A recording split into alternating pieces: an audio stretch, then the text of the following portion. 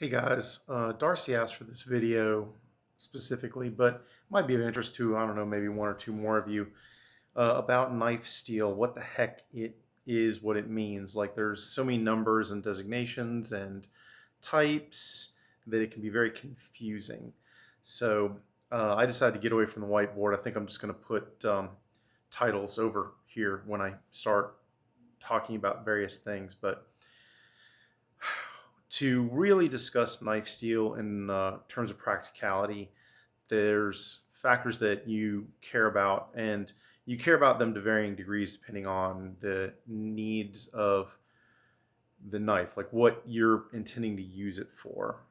Those are, and I got a list here. Let's see: edge holding, wear resistance, toughness, corrosion resistance, sharpenability, which I don't even know if it's a real word, but the ability you have to sharpen that knife. Is it easy to sharpen? Is it hard to sharpen? And of course, price. Price always is a factor. It doesn't matter what kind of knife. So from the top, edge holding is just that. Like how long can I keep cutting with that knife and have a usable edge?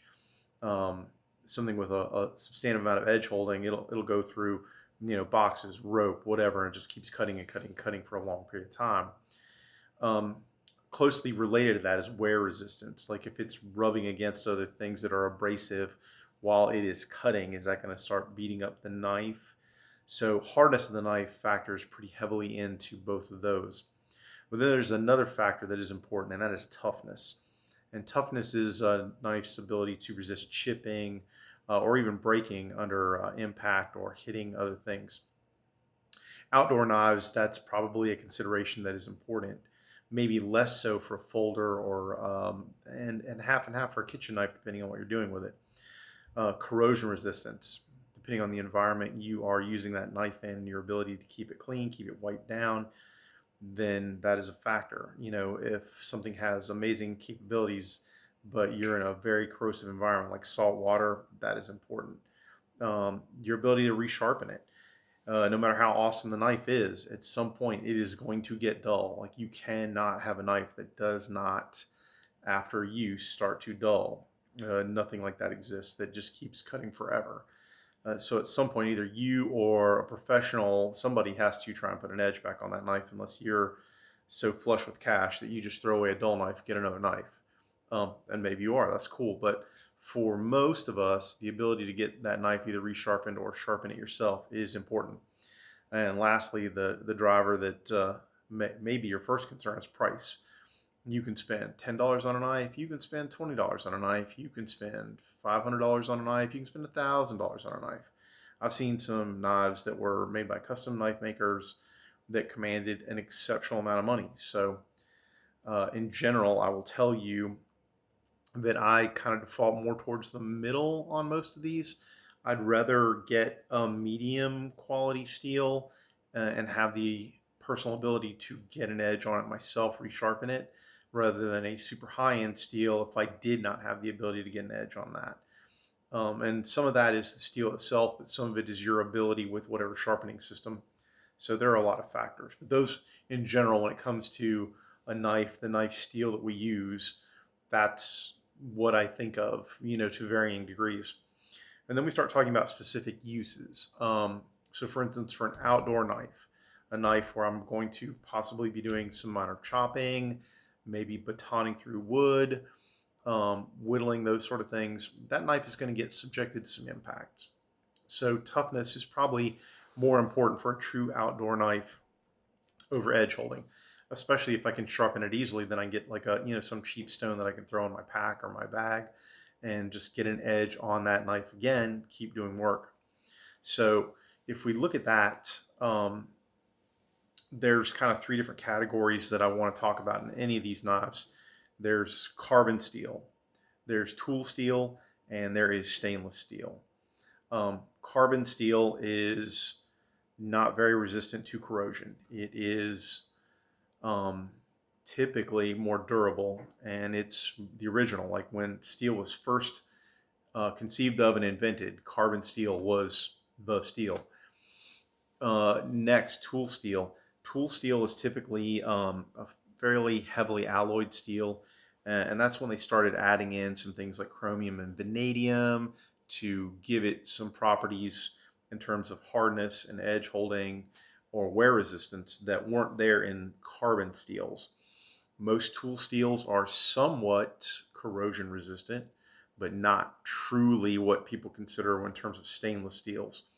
And then lastly, stainless steels are steels that have enough chromium in them to where they tend to shrug off something that would stain them pretty readily. But understand that stainless steel does not mean stain proof steel. It can still corrode if you neglect it hard enough or subject it to a rough enough environment. So, anyways, but back to the outdoor knives. So, for those three categories, there's three different steels that I pick. And if you're going with carbon steel, 1095 is an excellent steel, relatively inexpensive in most of the knives it's in, unless it's a really high-end custom knife. 1095 is very durable, very tough. 1095 will take a nice edge, but it won't hold that edge for a long, long period of time. But excellent for chopping, batoning, general outdoor work. 1095 is not bad, but it will rust on you. I should mention, by the way, that there's a new carbon steel that's come out. What the heck is that thing called?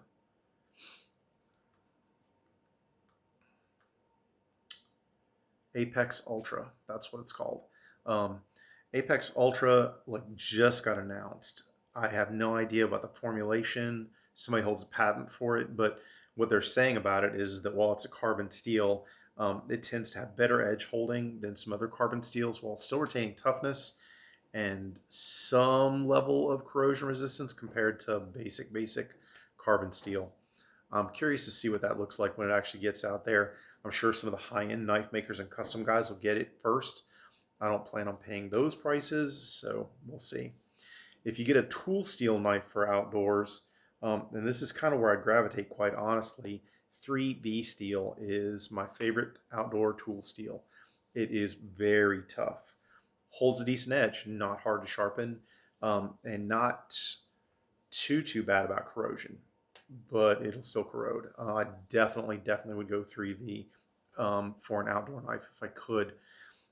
Failing that, my distant, and I mean distant second is D2. D2 is a decent steel. It's somewhat corrosion resistant. It is super hard to sharpen, and I've mentioned that before in previous videos. I will reiterate it again. If you have a D2 knife, it is harder to sharpen. If you come to me and say, Jay, will you sharpen my knife? It's a D2 knife. Maybe I will. I might cuss at you. I might ask for more than a 6-pack of brews for that one. So, and lastly, if you want a stainless steel for outdoor work, most stainless steels tend to veer more towards the edge holding world and less about the toughness. But there's two that I'm a fan of. One is the 14C28N. It's not a super edge holder, but it is tough. I think that's forget what country that comes from. Someone will jump in the credits, or maybe I'll do it post credits. But and secondly, 420HC, which is a Buck Knives exclusive. 420 is not known as a really good stainless steel, but in the hands of Buck with their heat treat, it is well known for being a good outdoor stainless. So one of those two, if I had to do stainless for an outdoor knife, that's probably where I would kind of stay. We talk about folding knives. Folding knives, I'm not as worried about the toughness factor because I'm not going to be beating those knives up. I'm not going to be hitting things with that knife. I'm typically not. I'm really more worried about edge holding and corrosion resistance because it's going to be in my pocket, and especially if it's humid outdoors or running around and sweating. I'm literally going to contaminate that knife with just my biological byproducts. So that knife has to kind of resist, the environment I put it in, and I want it to be able to cut for a long time without having to be resharpened. So I don't even really think of carbon steels when it comes to folding knives. If you're going to do tool steel in a folding knife, I like CPM M4. It is a good edge holder. Surprisingly somewhat tough for a tool steel that holds a good edge. I don't find it to be particularly hard to sharpen. I like M4, so if I were going to do M4 in a folder, I would definitely go there. And actually, that reminds me back to the outdoor knives. I think I'd do M4 before I do a D2 in an outdoor knife. So I apologize, little retraction. Once again, I'll bring in D2 if you want a tool steel in a folder that's not M4, then maybe D2.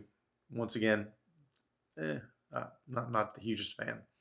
Stainless, when it comes to stainless in folders, my favorite S30, S35, S45 VN. Those are all so similar to me that I cannot tell the difference. S30 was the first one that I got hold of. Very much liked it. It's somewhat difficult to sharpen if you're not somewhat experienced with sharpening knives, but once you get over that hurdle, I don't think you'll find it that bad. As I understand it, S35 and S45 kind of variants on the S30 formulation.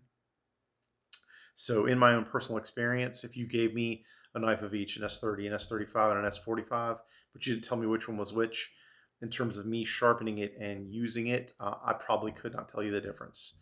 As I understand it, those more recent formulations were done in an effort to make them more machinable. So for the people who are making knives, especially on an industrial scale, helpful to them, wears out their machining tools much less rapidly than S30.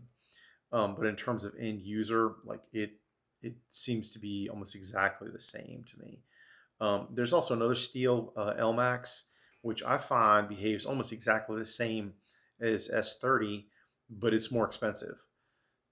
So from my perspective, if you're stuck because that's the only one you can get, it's good, but you're paying more money for it. The Spyderco and Benchmade S30, S35s, those things are amazing in terms of durability and edge holding. I like them a lot. I should also mention, by the way, that there's another whole class of steels that kind of goes even above the S30s, the S90, S110, C20, M390. Those steels are exceptional in terms of edge holding. They are harder to sharpen and they are much more expensive than S30. If you want to spend that cash, I think that it's there for you, that whole world. But it's one that I've only kind of tinkered with because the S30 line, I'm so familiar with it and I like it quite a bit. Now, I got to mention, you guys. So, a little video addendum. I realized when I was editing this that I didn't have kitchen knives mentioned, which is a travesty and a crime, and I apologize. There are two steels that I really like for kitchen knives. X50CR MOV15 and 416, 4116. These are lower end steels. They are not super expensive steels. For instance, there's the Victorinox Fibrox. It's like $45 knife.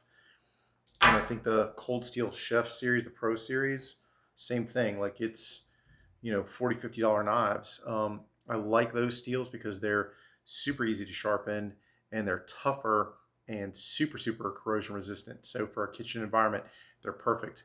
Victorinox says that their knife is dishwasher safe. Any knife you care about in terms of the edge, please don't put it in the dishwasher.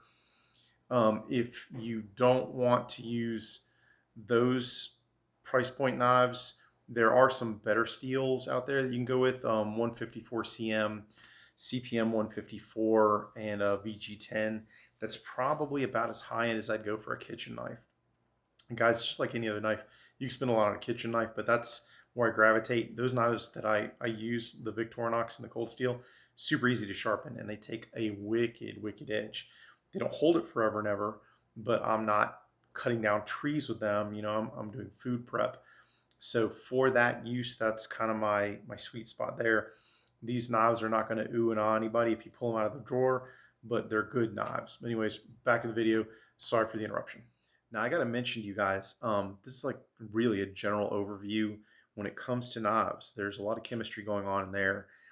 I'm going to put some links in the description for your, I guess, general perusal, but figure out what you want out of a knife. Figure out what you need it to do. So that priority list is going to skew around. Once you figure that out, the knife steel and probably the knife itself will start to come out of that list. Understand that in terms of the steel, you're also dealing with the shape of the blade. Its grind can influence how well it works. So these are all factors. It's one of the reasons why I'm a big fan of the Spyderco, like the Para series. Like this is a, I don't know, Para 2, I forget, or Para 3. Um, when it's ground like this, it's very slicey. So the shape of the knife itself, absent its steel and how it is sharpened, aids you in using the knife. Like it's easy to cut with this knife. And obviously, if I need to do any point work, that is there as well. And this is under 200 bucks. You know, when we talk about, I mentioned LMAX, this thing right here, I don't even think you can get it, but it was 200 and some when it originally debuted. And now I'm seeing it on eBay for anywhere from 325 to 500. LMAX steel, and it doesn't cut any better for me or retain an edge any better for me than S30, 100 bucks more. Now it does have what I like to call the Gucci factor, because everybody knows you spent 250 or 300 bucks on this knife, and so the ooh and ahs are there. It's like buying a $20,000 Perazzi shotgun and taking it to your clays match. You might not win, but everyone's going to be in awe of the fact that you spent $20,000 on a shotgun. Kind of the same thing when you start getting into high-end custom knives. Is it's certainly there is function here, but the braggadocio factor starts to grow. And interestingly, if you look at this Spyderco Manix 2 XL, same amount of cutting real estate on the blade, a ball bearing lock, which I think is stronger than the frame lock on that zero tolerance. It weighs 0.1 ounces less than the zero tolerance. And it's, you know, anywhere from 80 to a couple hundred bucks cheaper for that knife. So brag factor, function factor. Think about that. So like I said, huge overview and quick overview of knife steels. I will tell you guys that I'm going to put a bunch of links in the description if you want to read about knife steels and how they arrive, where they arrive in terms of hardness, heat treating. Like there's a whole universe there for you, which I'm too dumb to even get into. I'm really an end user. It's like, hey, here's a knife. Does it work for this purpose? Cool, I like it. It just so happens it's this steel. I'll remember that steel. It'll be good for me again. That's how I ended up where I am with knives. As always, guys, thanks for watching. I know this one was long. I'm sorry. The subtitle work is likely going to give me carpal tunnel from typing a bunch, but I'm going to do my best. You guys take care. Stay safe. Like, subscribe, hit that thumbs up. I really appreciate that. If you have any suggestions or questions or comments, like I'd really like to see a video on whatever, let me know. If it's something I know and something that I'm even remotely interested in, I will certainly do that for you guys. So, like I said before, guys, take care, stay safe. I'll talk to you soon.